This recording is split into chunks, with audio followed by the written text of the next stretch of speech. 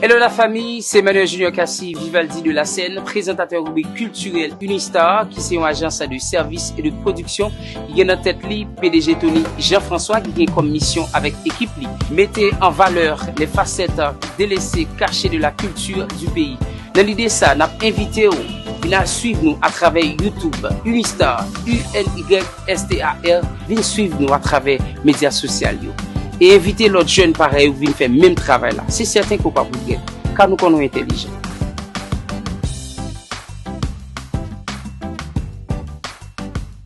Hello la famille, merci de votre fidélité et de votre réception. Mesdames, Messieurs, bonsoir et bienvenue dans la chronique culturelle de Unistar qui s'appelle Wabjensa. En ce jour, nous allons recevoir sur nos panels Patricia, Roger, Janley, Mikhailov. Je ne sais pas si c'est l'état civil exact. Ça fait un sacré bout de temps depuis que Patricia et moi avions été ensemble à la radio. C'était dans son émission sur Tropic FM, le 91.3. Et c'était en 2014, si ma mémoire ne me joue pas quelques tours. Aujourd'hui, cet après-midi, mesdames et messieurs, nous avons l'honneur de recevoir une amie de longue date, Patricia. Bonne arrivée sur le panel de Unistar, c'est un plaisir et merci d'être là. Bonsoir Kassi, bonsoir à tous les internautes, le plaisir est pour moi. Je suis très contente d'être là avec toi pour parler, discuter enfin des sujets assez intéressants. Effectivement, ça fait un bail qu'on ne s'est pas vu, qu'on ne s'est pas parlé. Aujourd'hui, tout le plaisir est pour moi. Il y a exactement 9 ans de cela maintenant, et tu as été au Tropic FM en 2014, tu as laissé pour te diriger vers Radio Galaxy, et 9 ans plus tard, et tu deviens, alors aujourd'hui tu es négresse et tu es très présente à travers les réseaux sociaux. Qu'est-ce que tu as à nous partager cet après-midi sur le panel, Patricia? Bon, effectivement, je suis très présente sur les réseaux sociaux pour mener un combat noble qui est donc la dépigmentation de la peau. C'est un sujet assez sensible, assez tabou, qu'on ne parle pas souvent ici dans les médias. Et je me fais le devoir d'en parler sur mes différentes plateformes, que ce soit TikTok, Instagram, Facebook, etc. Donc, c'est un sujet qui me tient particulièrement à cœur et que j'ai envie d'en discuter. Alors, Patricia, et la dépigmentation de la peau, il y a également l'albinisme. Quelle différence peux-tu établir entre ces deux maladies? En fait, premièrement, la dépigmentation de la peau, ce n'est pas une maladie. En quoi consiste ça? La dépigmentation de la peau consiste à appliquer appliquer des produits éclaircissants, que ce soit des crèmes, des savons ou autre chose, pour éclaircir la peau, pour se grimer, tu vois. Tu laisses ta couleur naturelle pour grimer en blanche. Ça, c'est la dépigmentation de la peau. Alors que l'albinisme, c'est une maladie naturelle. La personne est née sans la mélanine. Elle a dit que la personne n'a pas suffisamment de mélanine permettant la couleur. Oui, donc deux parents noirs peuvent mettre au monde un enfant albinos. Est-ce que tu peux expliquer ça, Patricia, comment deux personnes noires ça, je ne peux pas te l'expliquer quand je ne suis pas médecin, je ne suis pas docteur. Mais ce que je peux te dire, c'est que c'est une maladie tout à fait naturelle. En Afrique, il y en a beaucoup, ici, il y en a beaucoup. La personne ne se dépigmente pas de manière volontaire, c'est une maladie. Elle est née sans la mélanine. Moi qui suis dark skin ou très noire, j'ai assez de mélanine pour supporter le soleil, etc. Et tu vois. Mais les personnes albinos ne peuvent pas passer trop de temps sous le soleil. Car la peau n'est pas résistante, elle ne contient pas assez de mélanine pour supporter le soleil. Il y a une différence. Mais le fait de se dépigmenter de manière volontaire, c'est de dire que ma peau telle qu'elle est, elle n'est pas belle, je veux grimer en blanche, et étant blanche, je serai plus belle. Alors, on peut dire que c'est une maladie, mais une maladie sociale. Alors, si ma mémoire ne me joue pas quelques tours, cela me rappelle, je remonte au temps de l'esclavage. Comment un être humain se dit carrément il faut se changer de couleur, il faut changer de la peau. Est-ce que ça, c'est pas dû à l'influence de la colonisation? Carrément, parce qu'à l'époque coloniale, les Blancs, ou le colon, ou les colons, si on peut dire ça comme ça, ils nous traitaient de macaques, de sous-hommes, car on était noirs. Même les femmes avec leurs cheveux afro, on nous obligeait à les couper ou à les cacher sous des foulards parce qu'ils estimaient que nos cheveux sont affreux. Aujourd'hui, on porte des foulards fièrement et aujourd'hui, on est fier de s'afficher tel qu'on est, avec notre mélanine tel qu'on est. Le fait est que le blanc dit qu'on est ci ou qu'on est ça, on l'accepte et on veut changer pour plaire aux blancs. C'est-à-dire qu'il faut être semblable à nos maîtres pour être beau, pour être accepté. C'est la philosophie qu'on nous a inculquée depuis très longtemps, tu vois. Aujourd'hui, les femmes qui achètent des produits hyper chers pour se dépigmenter, c'est parce qu'elles croient fermement que être noire, c'est sale, c'est moche, c'est hideux, alors qu'être blanche, c'est extraordinaire. Ici également, les gens se sont obligés, je peux dire comme ça, de se dépigmenter parce que ici, le colorisme bat son plein. Ah oui, ça, et il y a même les gens qui ne sont pas, comment je peux dire ça, qui ne sont pas femmes et font la même chose, font pareil. Mais bien sûr, il n'y a pas que Haïti, il y en Afrique. Et ça se passe en Asie, un peu partout. Dans les médias, on ne va jamais vous montrer une femme noire. Pourtant, la femme blanche va être représentée dans les médias. Tu comprends? Donc ici, ce qu'on fait, par exemple, si moi je me présente dans un bureau avec une femme blanche, on va servir la femme blanche. Qu'importe que j'ai de l'argent, bien sûr, parce qu'elle est blanche. Moi, je suis noire. Ici, ce phénomène existe partout, en Afrique, en Asie. Dans tous les pays, il y a des noirs. Ça existe, le colorisme. Alors qu'on est tous noirs. On est tous noirs. Alors il faut être accepté tel qu'on est pour valoriser la race noire. C'est une question de savoir, de culture, parce que si les autres savaient que dans la couleur noire, il y a différents types de teintes, ben, ils auraient su qu'il faut traiter les gens égaux. Tu vois, par exemple, moi je suis dark skin, ça veut dire que je suis très très noire. Elle est claire, elle est aussi noire. Si on prend une femme plus claire de peau que moi en comparaison avec Beyoncé, Beyoncé sera plus blanche qu'elle. Alors que Beyoncé, elle est noire. Elle est aussi de la race noire. Exactement. Aussi. Tu vois, c'est une question de culture. Faut connaître les choses, faut savoir, faut faire des recherches avant de juger ou avant de faire quelque chose qui est stupide. Est-ce que tu penses que Patricia, être noire ou grimelle ou blanche, claire de peau, ça ne favorise pas et ça n'apporte pas assez de privilèges dans le monde du showbiz, dans les affaires? Écoutez, moi ce que je vois dans les médias ici, que ce soit ici ou à l'étranger, si tu commences dans l'industrie musicale haïtienne, ce qu'on appelle HMI, tu vas voir que l'artiste que tu as connu à son début sera différent.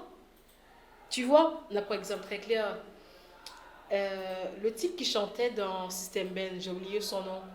Tu veux parler de qui? Bon, j'ai oublié son nom. Principal, le mec, il était noir. Maintenant, il est clair. De Dabens. Voilà, maintenant il est clair.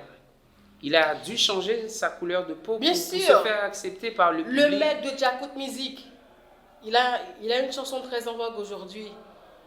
Ok? Il était noir, maintenant il est clair. C'est deux personnes totalement différentes. Il y a aussi les influenceurs, les influenceuses, ce qu'on appelle influenceurs. Moi, je me dis souvent, les gens qui m'appellent l'influenceuse, en quoi je t'influence? Si je t'influence en rien, arrête de m'appeler influenceuse. Parce que pour t'influencer, il faut que ça soit de manière positive. Mais si je fais des bêtises, tu copies uniquement ma bêtise, ben non, je ne vaux pas ce titre. Je t'influence de manière très négative. Et je ne suis pas fière de ça. Ok?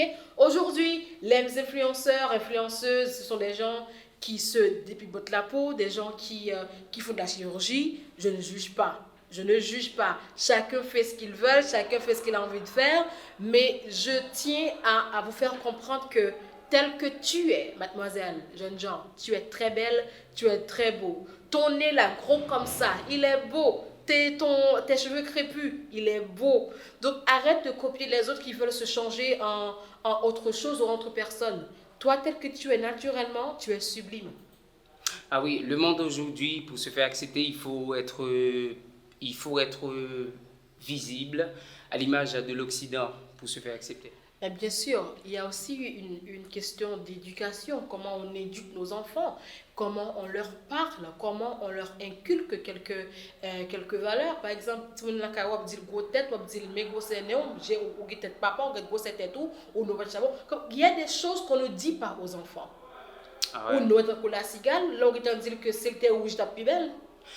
Ou si le tête graine, à tête graine, on dit que si le tête maintenant, tu es plus belle. Donc il faut arrêter de dire quelques sottises aux enfants.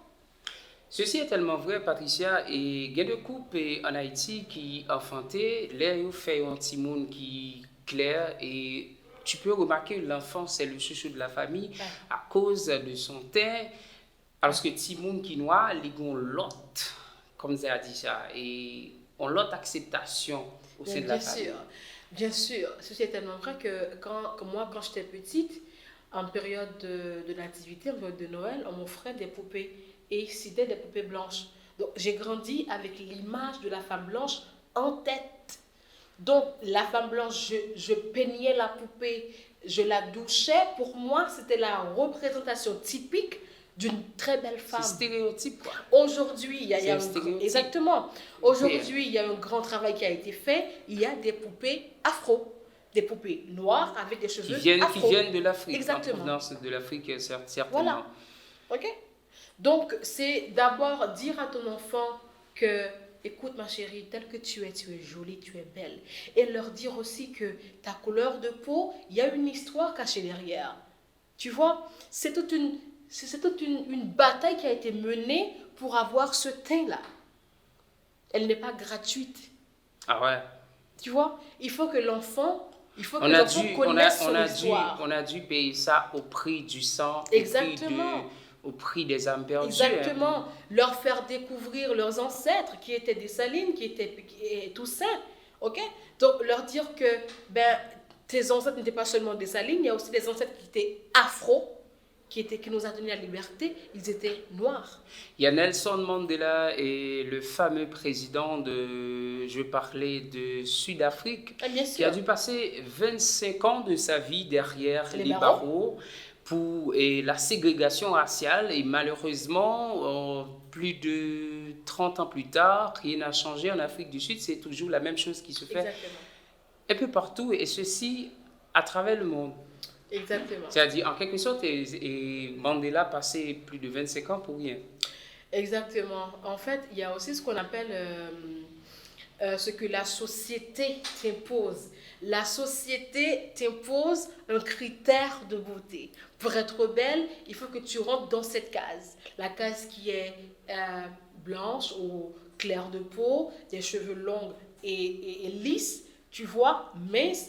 Donc, si je prends en compte ce critère, moi, en tant que négresse créole, je ne suis pas belle parce que je suis grosse, je suis noire et je garde mes cheveux afro. Et tu restes toujours la même personne la représentation physique de l'Afrique, de l'Occident, pas de l'Occident, mais d'Haïti. Oui, parce que je pense que si 2-3 hommes conséquents mènent ce combat, mais on va arriver à un certain moment où les enfants vont devoir aussi se lancer dans ce combat-là. Ce combat qui dit « je suis fier d'être haïtien, fier d'être un afro-descendant ». Tu vois? Est-ce qu'on peut dire, Patricia, le fait de se pigmenter, de se changer de couleur de peau, c'est quelque chose qui est relatif à l'éducation, à le niveau de savoir, au niveau de vie, parce qu'il y a des gens qui issus de la classe et pas défavorisés et financièrement défavorisés qui font la même chose. Ben oui, écoute, l'éducation c'est la base d'une société. ce que les médias diffusent, ce que la radio diffuse, ce que tu regardes, ce que tu entends, tout influence. Tu vois, par exemple, tu as un enfant, tu l'éduques chez toi, mais il y a aussi l'école qui est une petite société. Il y a l'église. Qu'est-ce qu'on leur inculque comme valeur? C'est ça le problème. C'est l'enfant à inculquer quelle valeur à l'école ou chez lui. C'est la question qu'on doit se poser. Maintenant, le fait est que la télévision passe de manière spontanée et hebdomadaire des spots où il faut se dépigmenter la peau avec des produits éclaircissants, effectivement, eh bien, c'est du marketing. La radio, eh bien, il fait son beurre, tu vois. Les vendeurs. Exactement, mais également, ça t'incite à aller acheter le produit, le tester et voir comment ça passe. Ah ouais, c'est exact. Maintenant, tu regardes aussi, tu entends les gens dire que c'est bon, tu vas le tester. Tu vas tester. Ouais. Tu vois? Maintenant, Patricia, nous sommes arrivés au terminus de ce show. Quel conseil que tu peux donner à celles et ceux qui nous regardent de là à ce sujet? Bon, d'abord, je tiens à dire à tout le monde que je ne juge pas, je ne critique pas. Tout simplement, je tiens à te dire que tel que tu es magnifique. Les gens, les femmes, les hommes aussi, qui se dépigmentent la peau, j'aimerais que tu te regardes dans un miroir et fais l'analyse de ce que tu vois. Il y a aussi des gens qui ont des maladies cutanées, ça je le reconnais, des gens qui sont malades au niveau de leur peau, ok, et que les médicaments, les produits qu'ils en prennent changent la couleur de leur teint. J'en suis consciente. On va parler là de Michael Jackson qui était voilà, Michael Jackson était vitiligo, il y a une différence.